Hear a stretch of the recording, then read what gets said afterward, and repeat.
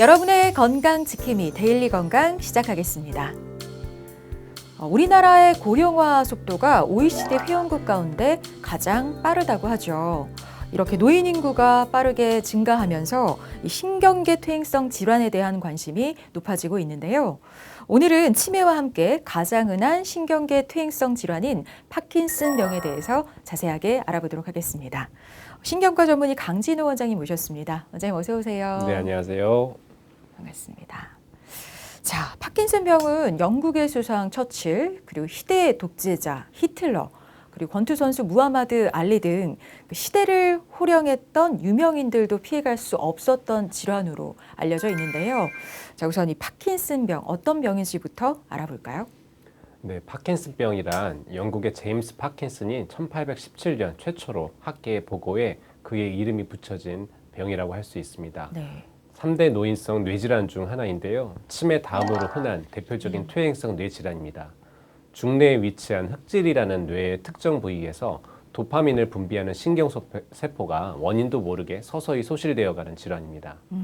도파민은 사람의 운동 기능이 원활하게 이루어지도록 작용하는 신경 전달 물질이기 때문에 도파민이 제대로 분비되지 않는 파킨슨병에서는 운동 기능의 장애가 대표적으로 일어나게 됩니다. 네, 3대 노인성 질환 중에 하나고 또 우리나라에서는 치매 다음으로 많이 나타난다는 건데요.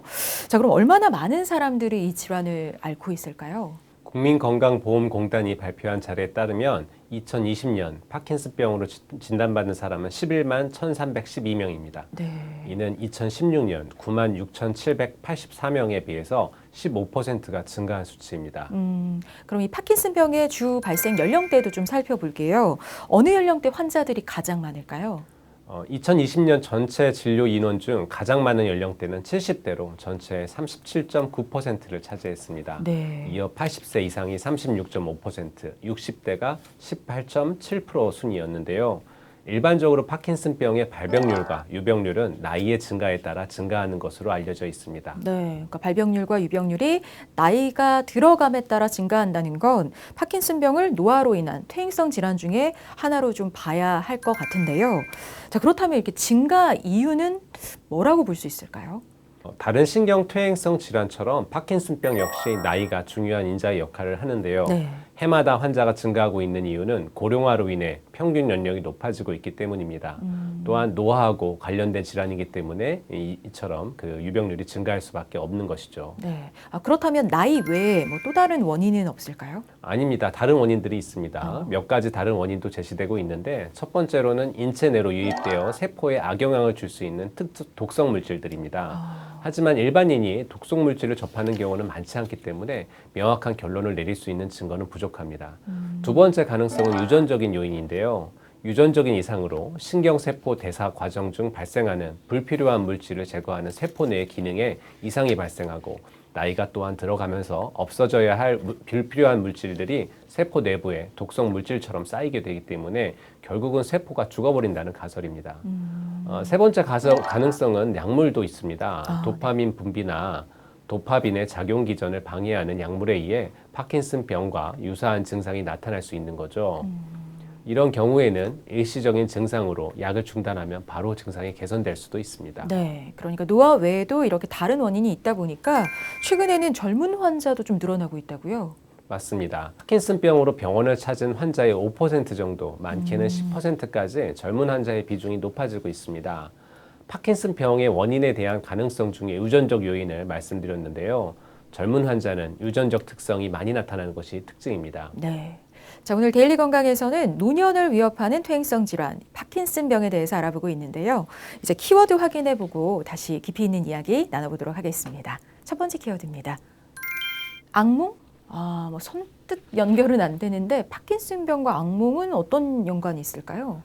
나이 들어 수면 장애와 같이 노년에 악몽을 자주 꾸면 파킨슨병을 경고하는 신호일 수도 있다는 연구 결과가 최근 나왔는데요. 네. 이 연구는 영국 버밍엄 대학교 인간 뇌건강센터 연구진이 67세 이상 노인 3,818명 정도를 최장 12년간 추적 조사한 결과를 분석한 끝에 발표한 것으로 악몽을 자주 꾸는 사람이 파킨슨병 진단을 받을 확률이 약 2배 이상 높다는 내용입니다. 그렇군요. 근데 노년에 꾸는 이런 악몽이 치매 등의 건강 적신호가 될 수 있다는 연구 결과는 예전에도 좀 보고된 바 있다고 하더라고요. 자, 그렇다면 이번 연구 내용에 대해서 좀 더 자세하게 알려주세요. 해당 연구는 악몽과 파킨슨병의 연관성을 알아내기 위해 독립적으로 생활하는 3,818명의 미국 노인들 중 일주일에 한 번 이상 나쁜 꿈을 꾸었다고, 악몽을 꾸었다고 보고한 이들이 추후 파킨슨병 진단을 받았는지를 추적하는 방식으로 진행이 됐습니다. 그 결과 추적 기간 동안 악몽을 자주 꾸는 참가자 91명이 파킨슨병을 진단을 받았고, 악몽을 반복적으로 경험한 남성의 경우 그 가능성이 2배 이상 더 높았습니다. 아울러 해당 기간 악몽을 자주 꾸는 이들은 결국 뇌장의 발생 가능성이 3배 이상 높다는 결과 또한 나왔습니다. 네. 자, 근데 혹시 노년기에 특별한 이유 없이 이렇게 악몽을 꾸는 일이 잦아진다면 파킨슨병 등 뇌 질환을 좀 의심해보고 전문가를 찾아 좀 상담받고 도움 받아보시는 게 중요할 것 같습니다. 자, 그럼 이어서 파킨슨병으로 인해서 나타나는 증상들을 좀 살펴볼게요. 앞서 도파민이 제대로 분비되지 않아서 운동기능 장애가 일어나게 된다 말씀을 해주셨는데 파킨슨병 걸리면 구체적으로 어떤 증상이 나타날까요? 굉장히 중요한 질문입니다. 증상의 특성은 손발이 떨리는 증상으로부터 시작됩니다. 보통 편측타 증상이 나타나고 네. 몸이 굳으면서 행동이 느려지고 말소리가 잘 나오지 않는 증상도 있습니다. 또한 표정이 무표정해지고 걸음걸이가 나빠지는 현상을 보이기도 합니다. 흔히 주변 사람들로부터 행동이 굼뜨다, 느리다, 약간 둔하다, 힘이 없다 등의 지적을 받게 되는데, 그리고 어깨나 등이 짓눌리면서 아프고 온몸이 굳어서 불쾌감이나 통증이 잘 일어나기도 하고, 많이 진행된 경우에는 넘어져서 다치기도 합니다. 특히 파킨슨병이 있으면 골절 위험이 더 높아진다 뭐 이런 얘기도 있던데 맞나요, 선생님? 네, 그렇습니다. 실제로 파킨슨병 환자분들은 넘어지거나 자세가 불안정할 때 극심한 공포감을 갖고 있습니다. 국내 한 병원 연구팀이 파킨슨병 환자 35,000명을 5년간 추적 관찰한 결과를 보면 6명 중 1명꼴로 골절을 경험했습니다. 특히 60세 이후 여성인 경우에 골다공증성 골절을 많이 당하는 것으로 조사됐고요. 진단 후 6개월 이내에 골절 위험이 가장 컸습니다. 그래서 파킨슨병을 진단받으면 골밀도 검사도 반드시 해봐야 돼요. 네. 그래서 골절 위험이 어느 정도 있는지 파악해 볼 필요가 있고, 진단 이후 3년 이내 낙상에 대한 예방교육 등 이러한 관리가 철저해야 할 것으로 보입니다. 네, 그 진단 초기에 뭔가 골밀도 검사도 받아보고 또 낙상에 대한 예방 노력도 필요할 것 같습니다. 자, 근데 파킨슨병은 개인에 따라 진행 속도가 좀 차이가 나나요, 선생님? 네, 맞습니다. 어떤 환자는 10년 동안 초기 상태에 머물러 있는 경우도 있고, 또 반대로 한 7년이 안 돼서 극심한 상황까지 악화되는 경우도 있습니다. 또 가장 말기인 와상에 누워있는 상태까지 15년 전후의 시간이 보편적이지만 개인차는 존재하고 있습니다. 또 같은 질병이더라도 젊은 환자, 좀 더 나이가 든 환자, 좀 나타나는 증상의 차이가 있을까요? 네, 물론입니다. 젊은 파킨슨병 환자인 경우에는 노년기에서 흔히 발생하는 파킨슨병 환자와 비교하였을 때 운동 증상이 천천히 진행되고 떨림보다는 경직, 움직임이 느려지는 증상이 먼저 나타나는 것이 일반적입니다. 네. 또한 우울감을 동반하는 환자가 많죠. 젊은 파킨슨병 환자는 비슷한 정도의 중증도를 보이는 노년기 파킨슨병 환자에 비교해 삶의 질이 더 낮습니다. 빈번하게 사회적 낙인을 경험하며 결혼 생활 및 가족 관계에 더 많은 어려움을 겪는다고 보고되고 있습니다. 네. 일부는 운동장애로 인하여 실직을 하거나 나이에 비해서 일찍 은퇴해서 사회의 심리적 문제와 경제적인 문제를 같이 동반하기도 합니다. 네. 오랜 시간을 병과 함께 생활해야 하므로 노년기에 발생하는 파킨슨병보다 삶에 미치는 역할이 더 큰 것이죠. 네. 그렇기 때문에 좀 더 조기에 발견해서 증상을 늦출 수 있다면 좋을 것 같은데요. 파킨슨병인지 아닌지 좀 가늠해 볼 수 있는 자가진단법 이런 게 있을까요? 네, 있습니다. 구체적인 몇 가지 상황을 알려드릴 텐데요. 이러한 증상이 나타난다면 파킨슨병을 의심해 보셔야 합니다. 먼저 사용하지 않고 있는 손이 나도 모르는 사이에 떨리고 있을 때, 보행 시 몸이 앞으로 쏠리는 현상으로 넘어질 뻔한 적이 있을 때, 네. 그리고 보행 시 보폭이 짧아져 총총걸음으로 걸을 때, 그리고 얼굴의 표정이 사라져서 무표정한 모습이거나 목소리가 전과 비교해 힘이 없을 때, 그리고 마지막으로 글을 쓸 때 글자의 크기가 점점 작아진다면 꼭 병원을 방문하여 신경과 전문의와 상담하시는 것이 좋습니다. 네. 그리고 또 오해일 수도 있겠지만 그 손떨림 얘기하셨잖아요. 근데 젊은 층의 수전증이 파킨슨병의 전조 증상일 수 있다. 뭐 이런 얘기도 있는데 맞나요, 선생님? 파킨슨병 초기에서 가장 흔히 보이는 증상이 수전증인데요. 약 70%의 환자가 수전증과 같은 손떨림을 보이는 건 맞습니다. 네. 사실 우리가 흔히 부르는 수전증과 파킨슨증에서 보이는 떨림과의 가장 큰 차이는 운동을 하고 있을 때 나타나는지 아니면 하지 않을 때 가만히 있을 때 나타나는지로 구분할 수 있습니다. 네. 파킨슨병에서 보이는 떨림은 운동을 하고 있지 않을 때 어떤 움직임을 하고 있지 않은 상황에서 떨림이 나타나는데 이를 안정시 떨림이라고 합니다. 예를 들어 소파에 앉아서 가만히 TV를 보고 있을 때 나도 모르는 사이에 손이 떨게 되는 거죠. 수전증이라고 보이는 것은 일반적으로는 본태성 떨림을 얘기를 하는데요. 이 본태성 떨림은 운동을 하고 있을 때 주로 떨립니다. 떨림으로 인해 수저로 국을 떠먹는 것이 힘들거나 손가락으로 어느 방향을 가리키는 동작을 할 때 글씨를 쓸 때 떨린다면 이것을 우리는 본태성 떨림이라고 할 수도 있겠습니다. 그렇군요. 그러니까 운동을 하지 않는데도 뭔가 손이 떨린다면 그때는 파킨슨병을 의심해 볼 수 있을 것 같고요. 자, 그럼 본태성 떨림 외에 증상이 좀 비슷해서 헷갈리는 다른 질환 어떤 게 있을까요? 본태성 떨림 외에도 빈스웬거병, 정상뇌압 수두증, 진행성 상핵성 안구마비, 다발성 뇌 위축증, 그리고 탄력성 우울증, 약물인성 파킨슨병 등등에서 비슷한 증상이 나타날 수 있습니다. 그리고 또 루게릭병과 차이도 궁금한데요. 사실 루게릭병도 몸이 좀 굳어가는 병이잖아요. 파킨슨병과는 어떻게 다른 걸까요?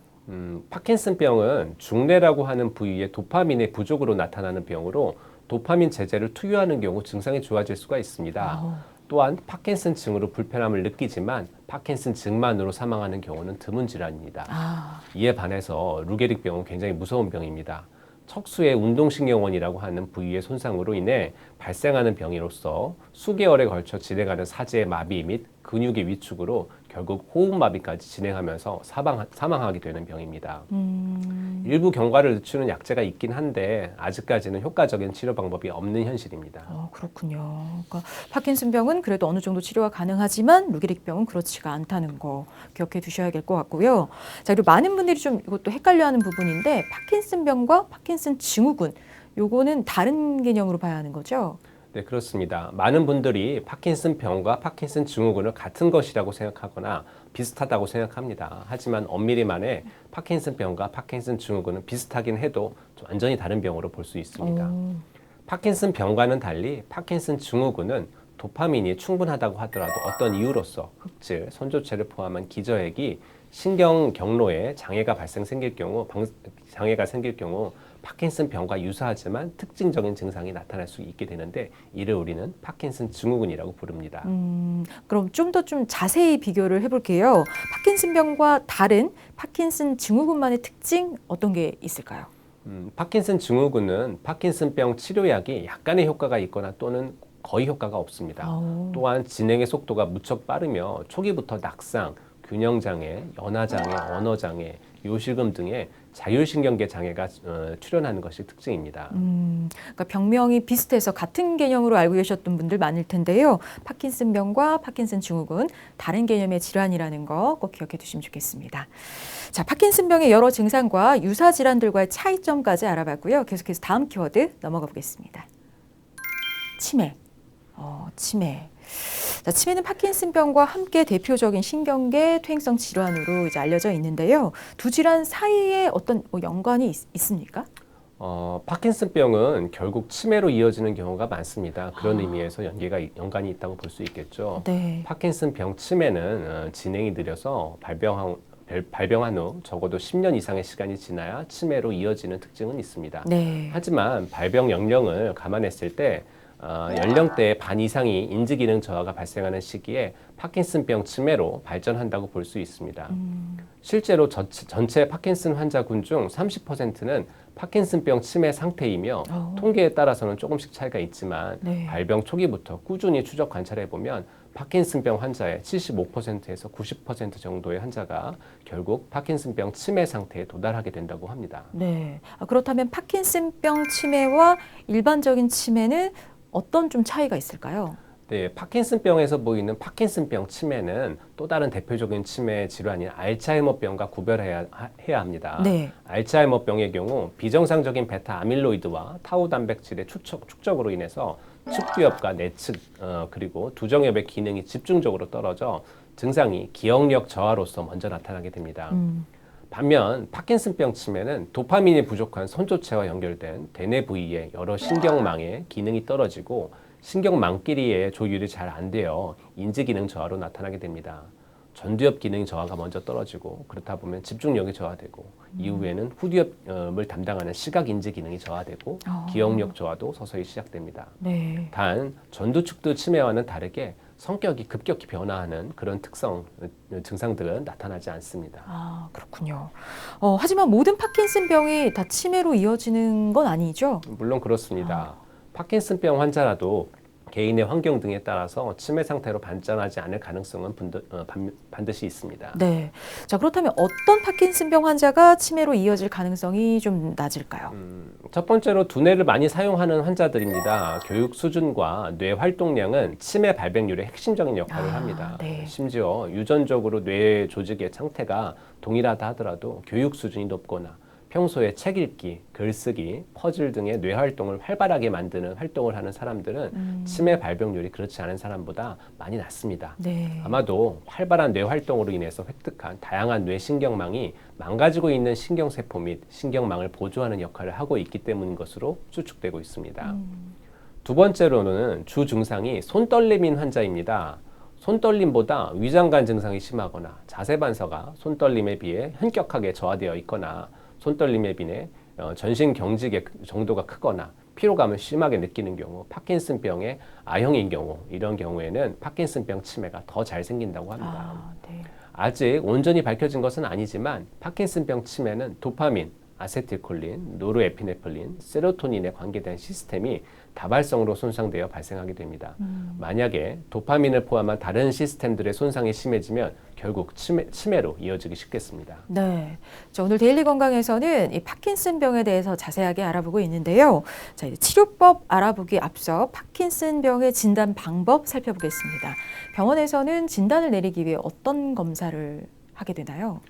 파킨슨병 진단의 가장 중요한 검사는 의사가 환자의 증상과 병력을 듣고 환자를 진찰하는 것부터 시작됩니다. 아직은 파킨슨병을 확진할 수 있는 혈액 검사나 뇌영상 검사는 없습니다. 다만 전형적인 파킨슨병의 경우 임상 증상들과 신경학적 검사만으로도 충분히 진단할 수 있지만 임상 증상이 유사한 2차 파킨슨병, 파킨슨 증후군이나 비정형 파킨슨 증후군들을 감별해내기 위해서 뇌촬영을 시행하기도 합니다. 네. 이 외에도 파킨슨병이 심한 정도를 객관적으로 판단하기 위한 UPDRS 스코어 검사, 보행 분석 검사 등을 시행하고 치매가 동반될 가능성이 있는 경우에는 MDS, 인지기능 검사 등도 시행하기도 합니다. 그렇군요. 여러 검사를 통해서 파킨슨병으로 진단을 받았다면 이제 적극적으로 치료를 해야 할 텐데 치료법도 알아보겠습니다. 어떤 치료가 이루어질까요? 치료는 약물 치료, 물리 치료, 수술 치료 이렇게 세 가지로 크게 나누어 볼 수 있겠습니다. 네. 먼저 약물 치료는 도파민 성분을 가진 약물과 체내에서 도파민의 분비가 원활해질 수 있는 약제가 있습니다. 반응이 좋은 경우에는 일상생활에 문제없는 수준으로 좋아지기도 합니다. 그리고 이후에도 물리치료 같은 것들을 보조적으로 시행할 수가 있는데 반복적인 물리치료와 자세교정, 보행훈련, 그리고 호흡훈련 등 말하기 이런 등등의 물리치료들을 같이 시행하게 됩니다. 그렇군요. 자, 그럼 약물 치료, 물리 치료를 먼저 진행을 했는데 호전이 되지 않을 경우 수술적 치료도 고려를 해봐야 할 텐데요. 이 수술적 치료는 어떻게 이루어지는 치료법일까요? 수술적 치료는 병들어 있는 뇌 조직을 일부 파괴하는 신경 파괴술과 과민해져 있는 뇌 부위를 전기로 자극해서 신경 전달을 차단시키는 방법인 심부 뇌 자극술이 대표적인 방법입니다.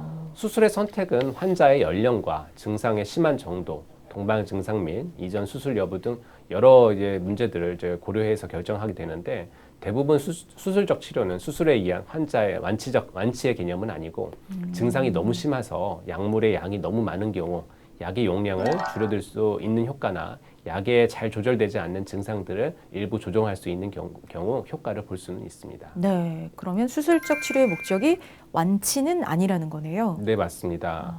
파킨슨병은 아직 완치가 불가능한 병입니다. 그렇기 때문에 조기 진단, 조기 치료가 무엇보다 중요합니다. 네, 그럼 수술 경과가 좀 궁금해요. 뭐 완치까지는 아니더라도 증상이 좀 나아지긴 하는 거죠? 경과가 오래된 분이나 증상이 심한 경우에는 약물의 용량이 많아지게 될 수 있는데 이러한 경우 약물의 부작용도 같이 경험하게 됩니다. 네. 수술적 치료 후에는 적은 용량의 약물에도 증상이 잘 조절될 수도 있고 약물의 반응이 좋지 않던 증상들이 개선될 수도 있는데 그거는 사람마다 좀 다를 수는 있겠습니다. 그렇군요. 그리고 수술 후에 이제 증상이 좀 호전이 됐다가 다시 나빠질 수도 있나요? 일부 약물 치료나 수술적 치료가 병의 경과를 늦출 수 있으나 환자분들이 대부분 고령이고 기본적으로 퇴행성 질환으로 아직까지는 악화되는 경과를 가지는 것이 보통입니다. 네. 자, 이렇게 파킨슨병의 치료법까지 자세하게 알아봤고요. 이제 다음 키워드 넘어가겠습니다. 커피. 커피와 파킨슨병은 무슨 관련이 있을까요? 네, 전 세계적으로 다수의 연구를 통해 커피 섭취와 파킨슨병 발병률이 반비례 관계라는 사실이 확인된 바는 있습니다. 네. 예를 들어서 한 연구에는 하루에 0.1에서 4.5컵 이상의 커피를 마시는 사람의 경우 파킨슨병이 상대적으로 발병률이 1.0, 0.5, 0.41로 점진적으로 감소한다는 보고도 있었고 파킨슨병에 걸린 실험 동물에 카페인을 투여했더니 도파민 신경세포의 수가 증가하고 운동 증상도 개선됐다는 연구 논문도 나왔습니다. 네. 특히 또 국내에서도 이와 관련된 연구가 좀 진행된 걸로 알고 있는데 어떤가요, 선생님?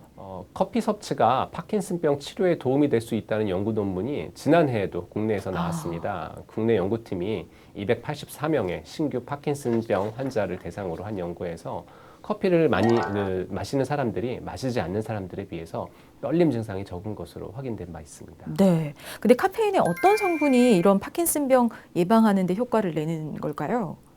이는 카페인이 운동 제어에 관여하는 뇌화학 물질인 도파민 수치를 유지해 주기 때문인 것으로 알려져 있는데 우선 정확한 부분들은 좀 더 연구가 진행돼야 될 것 같습니다. 네. 하루 한두 잔 정도의 커피는 이 파킨슨병뿐만 아니라 치매, 간 질환 등 다양한 질환에 도움이 좀 될 수 있다는 거 기억해 두시면 좋겠습니다. 자, 파킨슨병에 대해서 알아보고 있는 데일리 건강 이제 마무리할 시간이 다 됐는데요. 마지막으로 파킨슨병을 좀 예방할 수 있는 생활 수칙 이런 게 있으면 알려주시죠. 네, 일단 일반인에게서는 규칙적인 운동이 가장 중요하겠습니다. 이제 일부 복싱 선수들에서 나타났던 현상인데 머리에 반복적인 충격이 있는 경우 뇌 손상이 축적되면서 파킨슨증이 나타날 수가 있습니다. 네. 과격한 활동 등은 삼가고 하게 되는 경우 보호 장비를 반드시 하는 것이 좋습니다. 또한 약물에 의한 부작용으로 파킨슨증이 나타나는 경우가 생각보다 많습니다. 특히 고령의 환자분들이 소화불량이나 수면장애 및 통증으로 여러 군데 병원을 다니면서 약을 이것저것 처방받아 드시는 경우에 이런 파킨슨 증상이 나타날 수가 있습니다. 이러한 경우 주의가 필요할 수 있고 그리고 일부 제초제나 살충제 그리고 중금속 중독 등에 의해 파킨슨증이 나타난다는 연구도 있습니다. 관련 물질을 다루는데 주의하시고 그리고 파킨슨 증상이 나타나는 경우 가까운 병원에 내원해서 초기에 진단하고 상담하는 것이 무엇보다 중요합니다. 네, 말씀해 주신 이런 예방 수칙들도 잘 기억해 두시면 좋을 것 같습니다. 자, 파킨슨병 사실 불치병으로 알려져 있긴 하지만 의학 기술이 점점 발전한다면 언젠가는 좀 퇴출할 수 있는 병이 되지 않을까 기대해 보면서 오늘 데일리 건강 여기서 마치겠습니다. 도움 말씀 주신 강진호 원장님 고맙습니다. 네, 감사합니다.